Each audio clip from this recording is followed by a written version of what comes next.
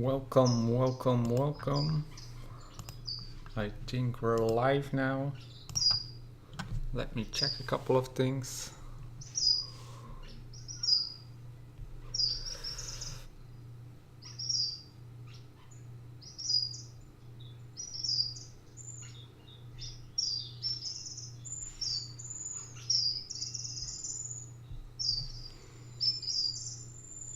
Yes.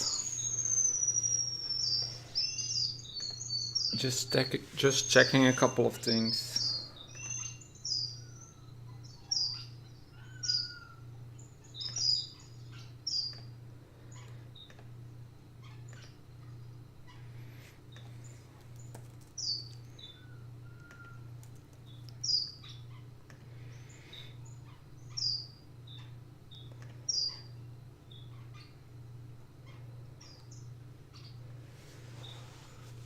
All looking good.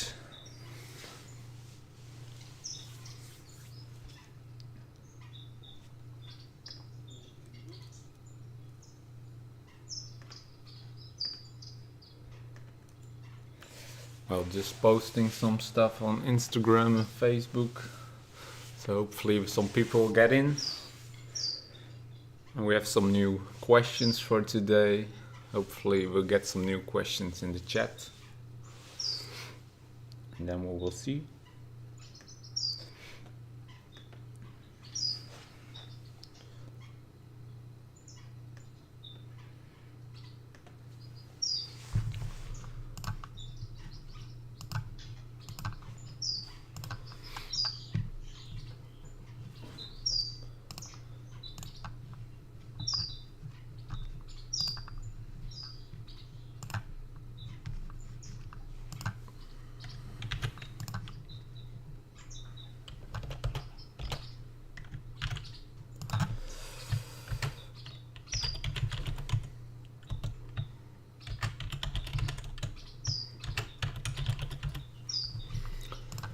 Hope you are all doing well.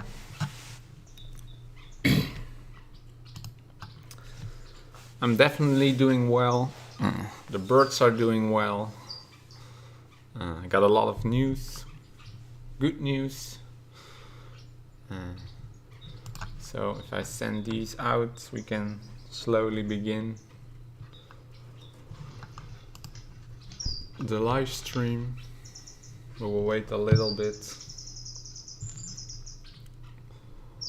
while I'll prep everything.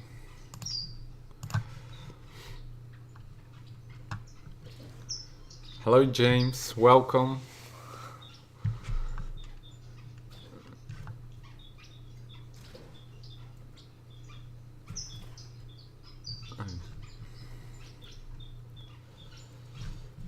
Just putting some things on my computer so I can see the chat a little better.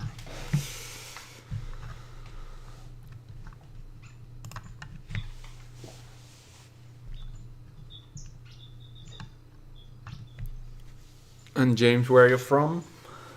Is it morning, afternoon at your place, or?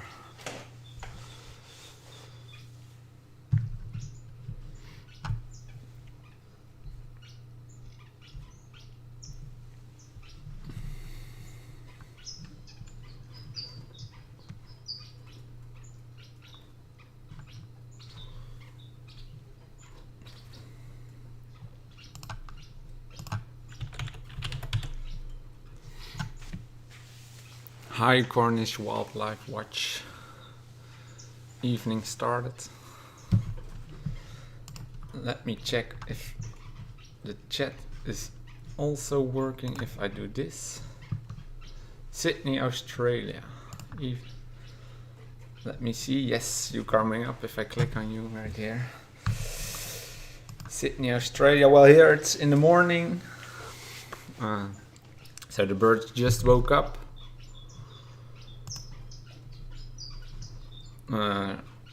I just fed them, so they're nice and close to the camera.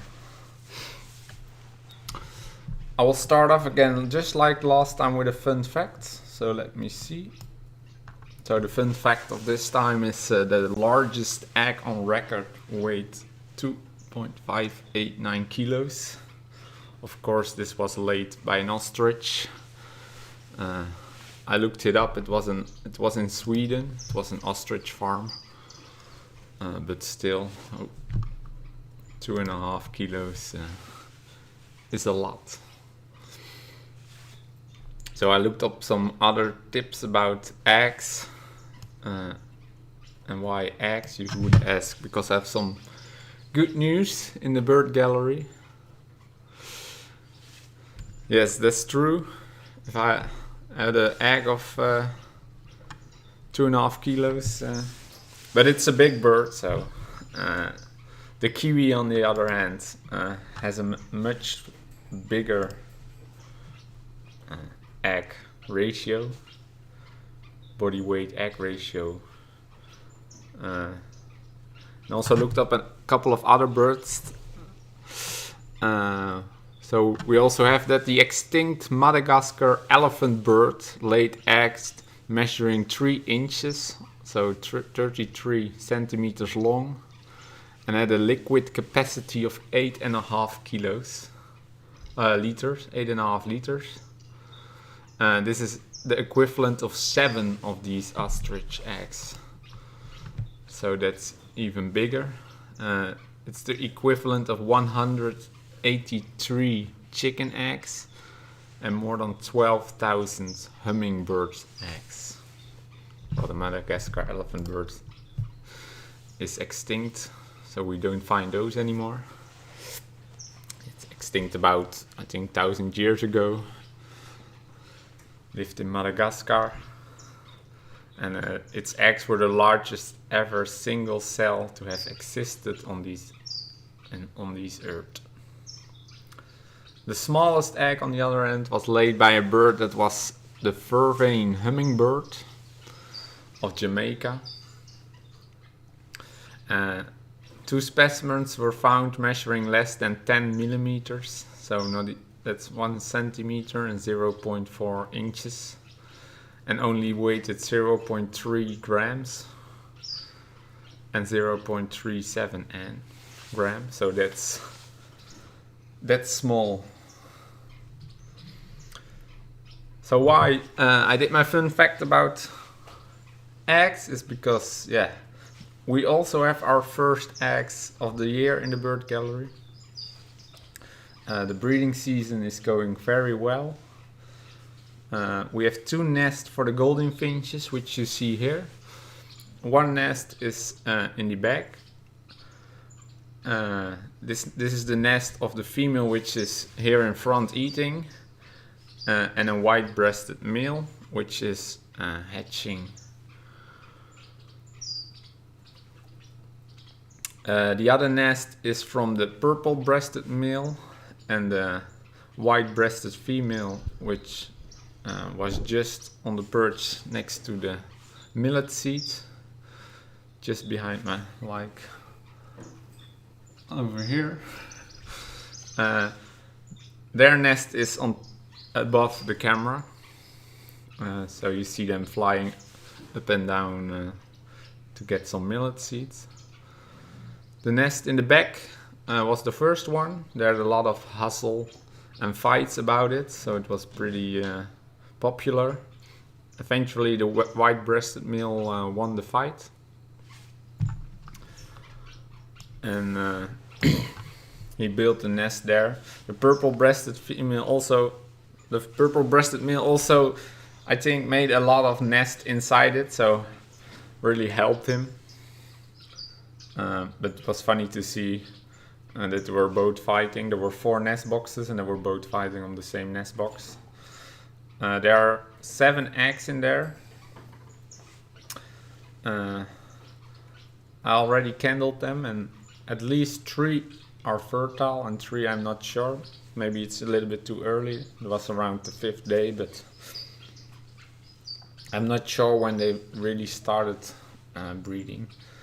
In the other nest there were also 6 eggs, and I didn't candle them yet. So we have to see. If you look at the other birds, we also have some eggs. So you see the male of the eggs above the camera. If you look at the other eggs, what we see is that the owl finches already have 4 eggs. The tri-colored parrot finches already have 6 eggs. Built a beautiful nest again, like always. And the society finches have built a nest. Last year she laid only eggless, shellless eggs. So I gave them a lot of calcium this year, but no eggs yet. And I also didn't see any egg yolk without a shell. So we have to wait. I give them one more chance, otherwise I will look for a new female, maybe a new complete pair. The mannequins don't even started building a nest yet. I don't know why. It could be that I don't have a pair. Maybe they are not in breeding condition yet. But compared to my other birds, they're just a little bit behind. So very curious about how your breeding season is going, if you're in breeding season or on different continents. So for some people the breeding season just ended, for some it just started. And then we have to see. But for us it's looking good. I think this is the quickest nest I have, because I just give them as a test. I just give them some nesting material, watch them, and I saw that they were just carrying it around a lot already. So I just, why not? The temperature is not at 20 degrees yet. The light hours are only at, I think, 10 hours now. So they're really quick this year. I switched over to extra calcium, extra vitamins, and also vitamin E, so maybe that helped. For now it's looking good. I will make a video about the whole thing. I just made a video about all my tips, so you can check that out on the other channel. So just let me know in the comments how your breeding season is going. I already talked a lot on Instagram to people about their breeding season, so that's always nice to hear and see.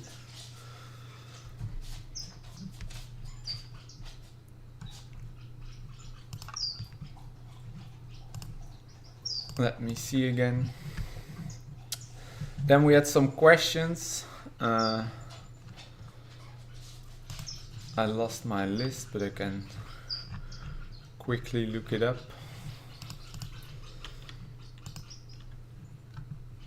One question was, which species is for you is the most easiest to breed?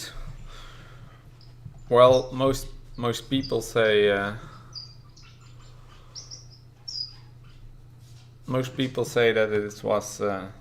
it would be the society finches that are the easiest to breed. For me, it's not.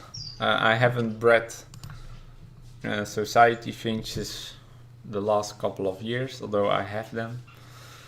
The couple, like I said, laid only eggless, shellless eggs.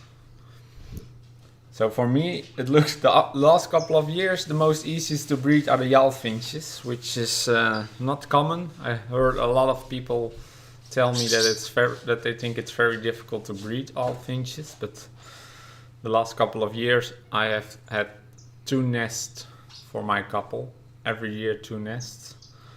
And also this year they are having a nest with already 4 or 5, maybe 5 already eggs. So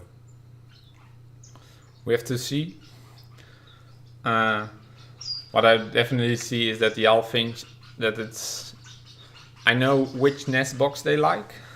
Last year I was really switching nest boxes to see what they like, but during my experience in the aviary, where there's there's a range of different nest boxes they can choose from, I know exactly which nest boxes they liked, and they immediately accepted them, both for the tricolored finches, the society finches, and the owl finches. So that seems good.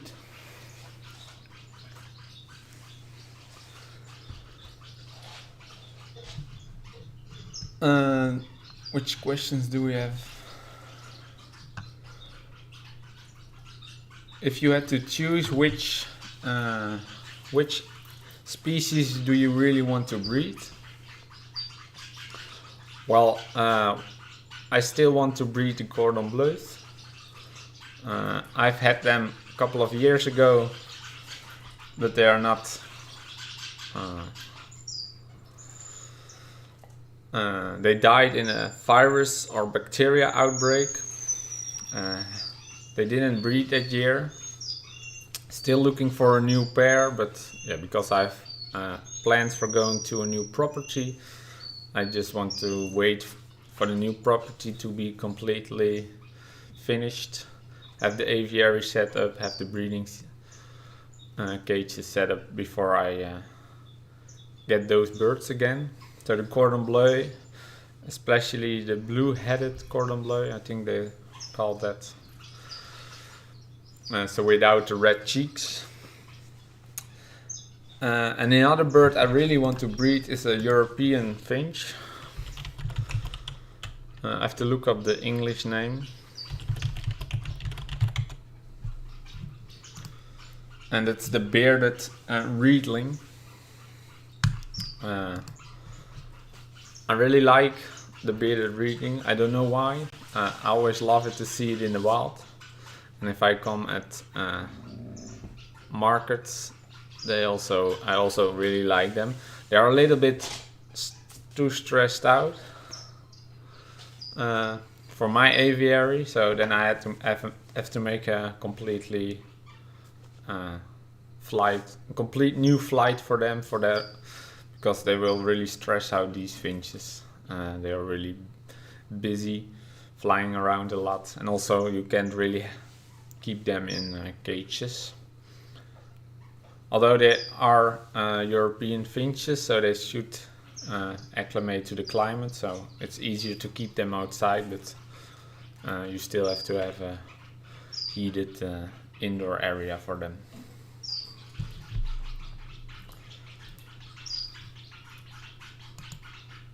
Other questions which we have is how long am I already being into the bird breeding business hobby? Well, I started, like I also mentioned this in previous Q&As, I started already in, I think, 10 years ago, maybe a little bit less. I don't know, not for sure, but only the last couple of years I'm more serious about it.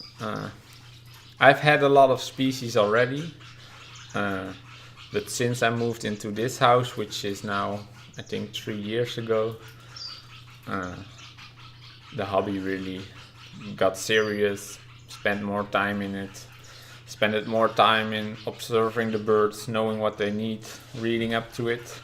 And that's also when my YouTube channel grew much larger, because I uploaded more videos, asked more questions to you guys, learned from you guys, and also why we do this YouTube channel, because you can learn from me, but I also really learn from you guys and your comments.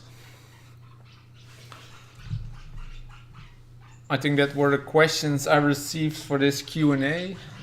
If there are any questions, put them in the chat, and if you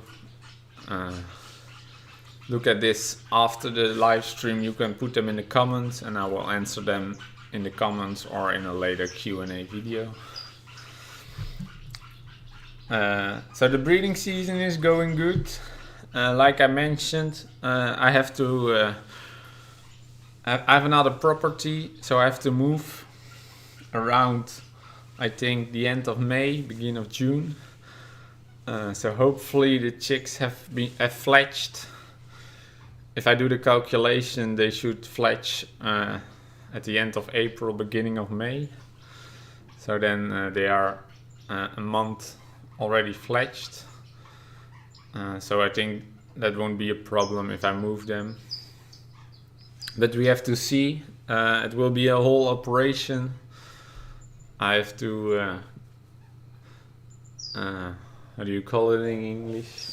I have to move the aviary, so I have to break it down here and put it up at the new location. I have to break down the indoor aviary, which you see here on the live stream, and put up a new indoor aviary at the new location. So we have to see about that. But I will film everything, so I take you along with a question. Let me see if I get it up. Do Gouldian finches choose their partners, or can you choose which pair to breed? I think which pair to breed, but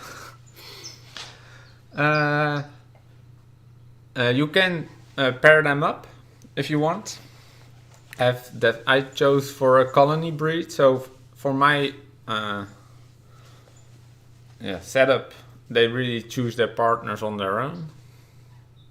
But if you just like in the winter period, you remove males from the females so they don't see each other, you can put them in one cage together, and most of the time they will pair up. Be aware, if they are paired up in the previous year, it's harder to pair them up with the new male or female. They bond for multiple seasons and if they can see each other males, it's also very difficult. So you have to really be sure they can only see their own male and female. That's a really cool bridge you made there. Because I did some research about it. I really like the colony setup, but yes, they like to stay paired. What you see is if you have a pair 1 year, if you put them together next year, they pair up far more easy than when you break it up. Also, when a bird died, the male or the female, it's also sometimes hard to pair them up to new birds. The most easy is to put them the whole winter period with only females, so they sort of forget about their mate, and the next breeding season, if they don't see their mate, they'll just look for a new one. They're not so, some species are really that close that they just don't only look for their mate from last year, but you can still pair them up with, but it is a little bit more difficult than if you pair them up with the ones from previous season. So I looked up some really cool, interesting studies about it, and then mostly the head colors of the Gouldian finch, and I really found that the males are more the females are really selective of the males, so it looks like the females are choosing the males. You see that because also the males are really bright colored, so they have to show off, and what we see is that if we do a research, that the females really choose the males with the red head because they are more dominant and have more testosterone. So that's why they choose the males. But so if you do that, we also see that through natural selection, you would think that the red-headed males would only survive and the black-headed males would really go down in population, which is not the case, which is really surprising, and until a couple of years ago they didn't know why. But there's a lot of difference between head color and, for example, their individual boldness. What they found is that finches adjust their boldness and became bolder when their partner bird was also bolder, and they became shyer when their partner bird was also shyer, which is cool to see because it's also in humans. You can relate that to humans. if you are with someone which is bolder, you also try and be bolder in those situations. Let me see.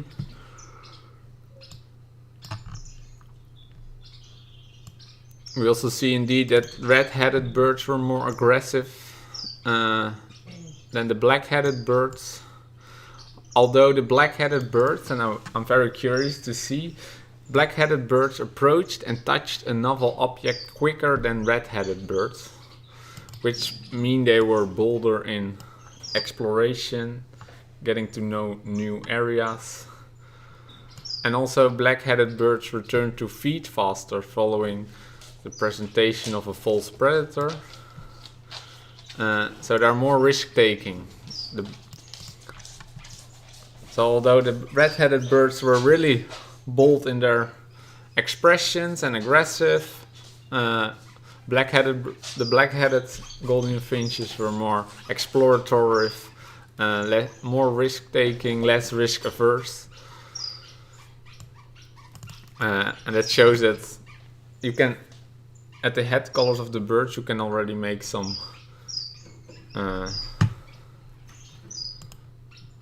what do you call it? You can see already some behavioral differences. You can also see indeed that the red-headed birds also have a higher level of testosterone and corticosterone. And this explains a little bit why they would be more aggressive. And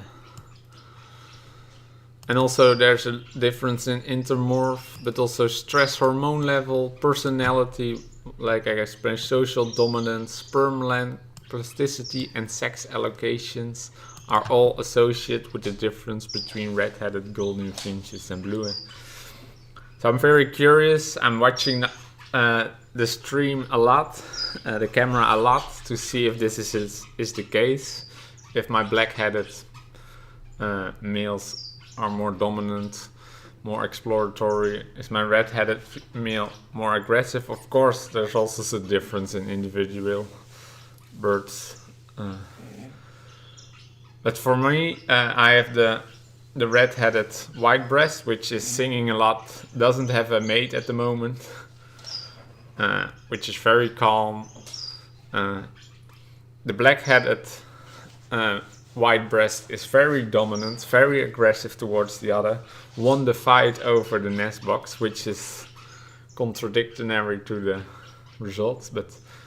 And the purple-breasted redhead is a little bit in between. So for my little aviary, it's a little bit different than the study said, but it's nice to see. It's indeed the case that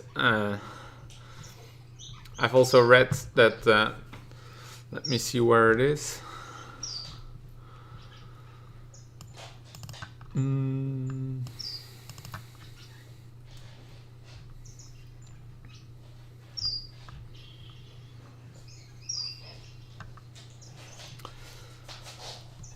Let me see. Where did I put it? I just can't find it. But what you see is that if there's a new object or a new area, the females are going into this area first. So the females are more bold than the males, and also the black-headed females are more bolder again than the red. And that's indeed the case because, well, I can check it, but for the females it's the case because if I feed, and definitely if I put some new food in the bowl, the females are there first and the males will check out them later. So we really have some strong females in the Gouldian Finches world. So in reading all that, it's really nice to see that the red-headeds are very aggressive and showing off, but eventually the females are the ones which have more courage, and also the black-headed have more courage and are more easily to take risk, which is lovely which is lovely to see because we also see that in some humans. There's also a research at Macquarie University that found that Gouldian pairs with the same head color enjoyed higher offspring survival rate than pairs with different head colors.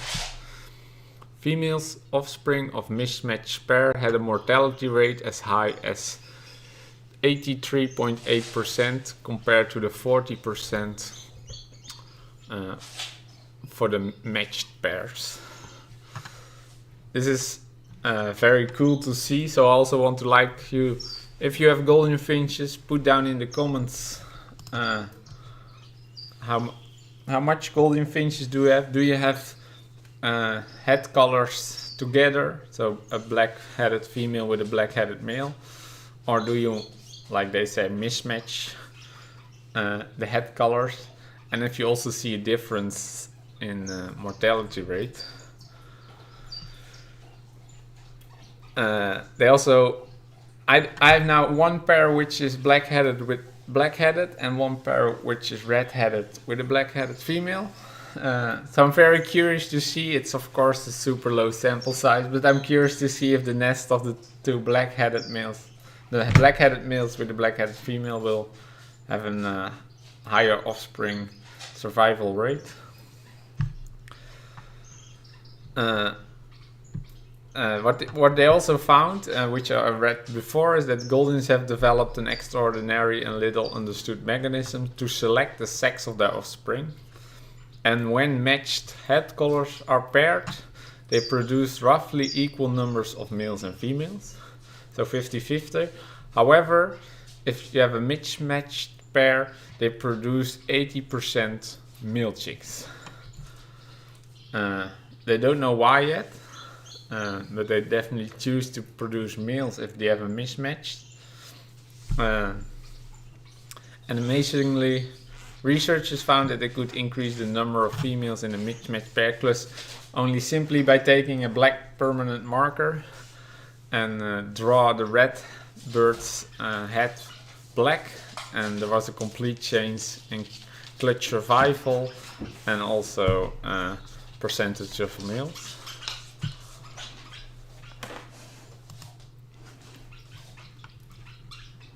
Well, now it would be funny to see, James, if you have the same results. Do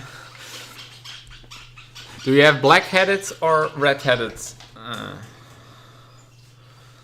So do they have a black head or a red head?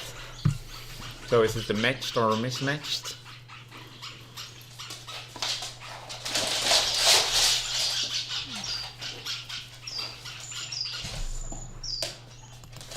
That would be lovely to see if this is indeed the case for more people.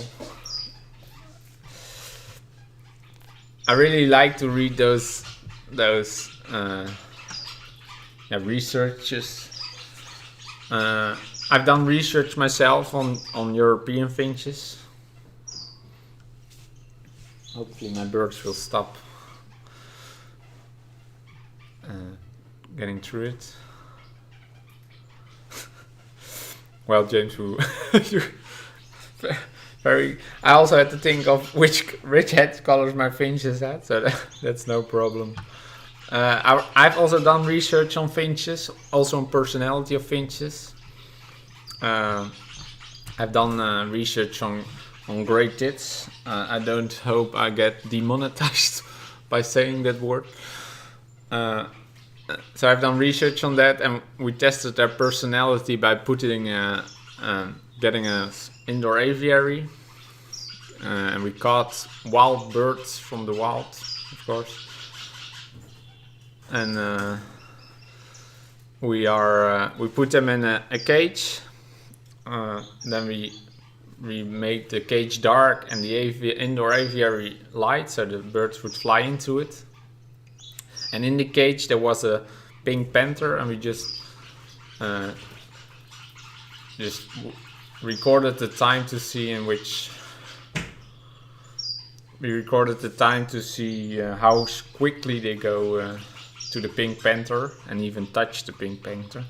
Sometimes we did it with food and put the pink panther figure which was like this big or something, just next to the food to see if they really started to eat. And it was really lovely to see the different results. Some were just attacking it immediately, some were staying for a couple of hours just in the furthest corner from the Pink Panther figure. So I really like to read this stuff, because it was also my research some years ago, and I do something different, and I also like to see it at my own birds.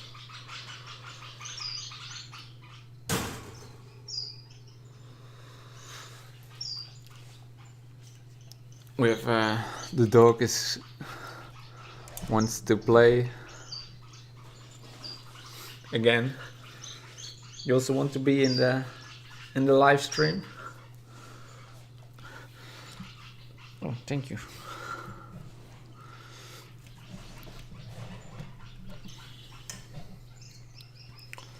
So it's always lovely to see these birds. But yeah, we have to have more.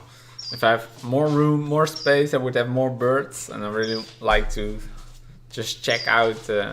It's also a lot of these researches. You already see that kept individuals are again different than the wild individuals, but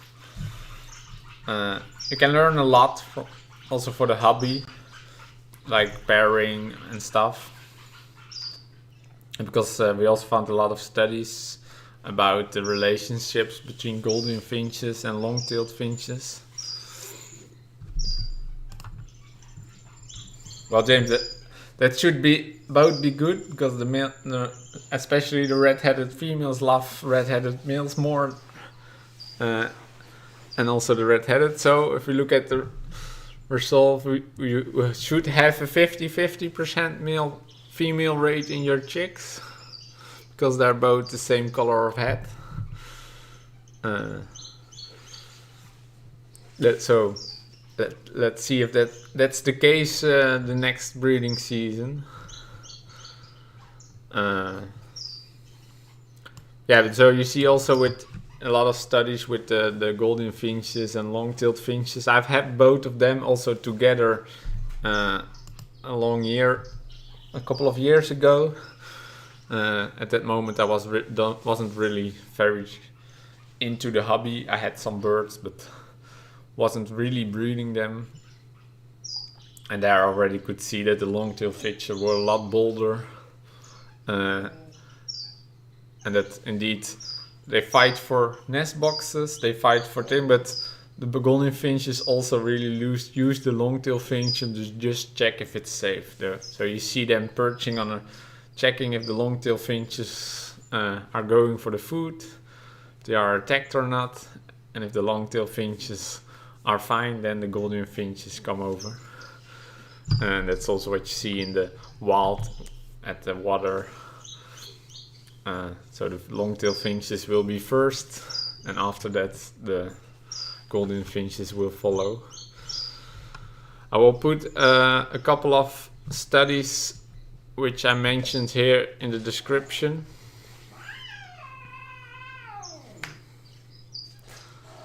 My cat and my dog are having a fight. Well, my dog wants to play and my cat doesn't like it. I don't know if you hear this, but here.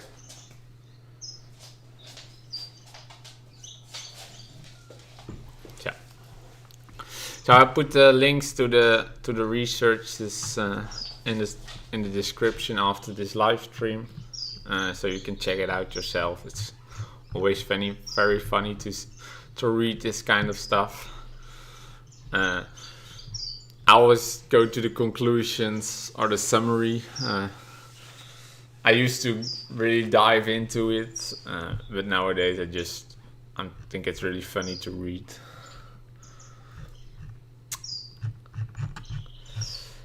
So I'm very curious. At next coming weeks, I'm very busy with the new location, preparing everything for April and May when we start moving.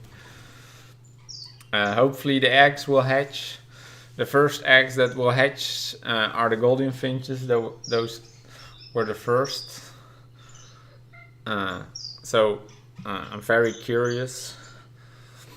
I've had Gouldian Finches in the past. It's I think 2 or 3 years ago now.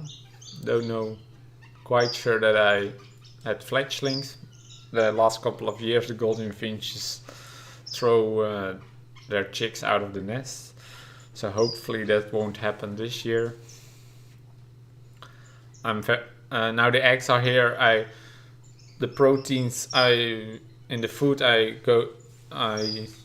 so I give them less proteins in the food, so the birds get a little less aggressive. So the timing is perfect, especially for colony breeding. It's difficult to get one pair in breeding conditions and the other pair you have to lower, or sometimes if you have chicks you have to increase the protein levels again, just for the chicks. So that's sometimes difficult, but yeah, those are in sync. So I decreased the level of protein so that the males calm down a little bit. The purple-breasted male is the one I had last year. Oh, and my camera died. Let me see what happened.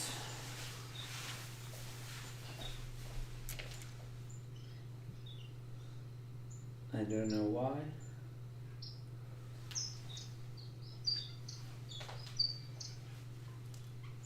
Is it back? It's back.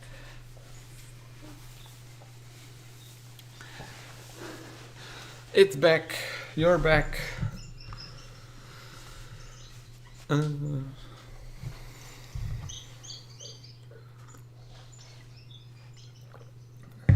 So yeah, for those who do a sweet little plug, if you want a cup like this or a shirt like this, you can go to my shop.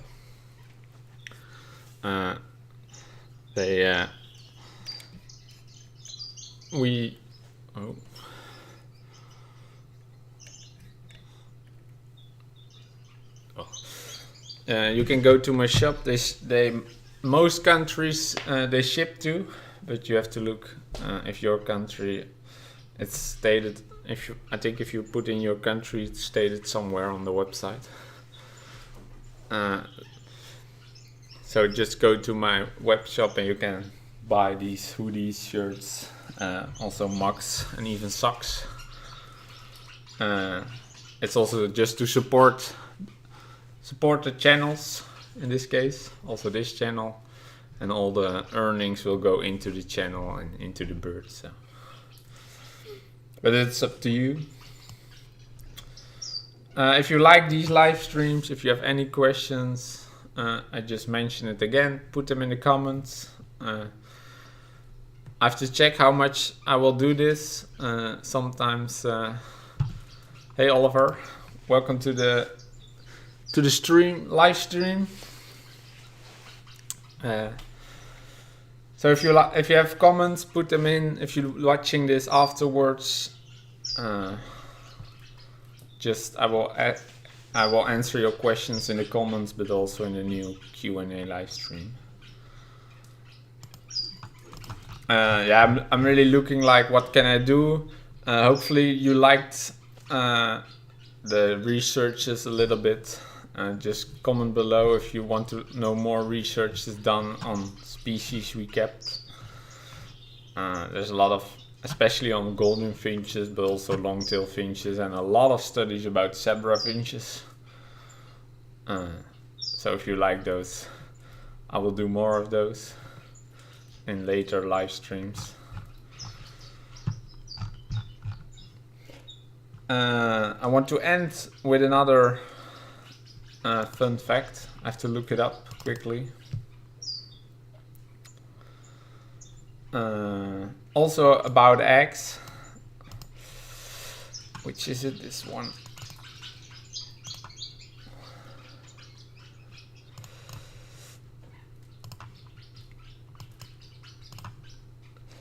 And that's that in contrast to many other bird species, the male Casawara, which is a big male.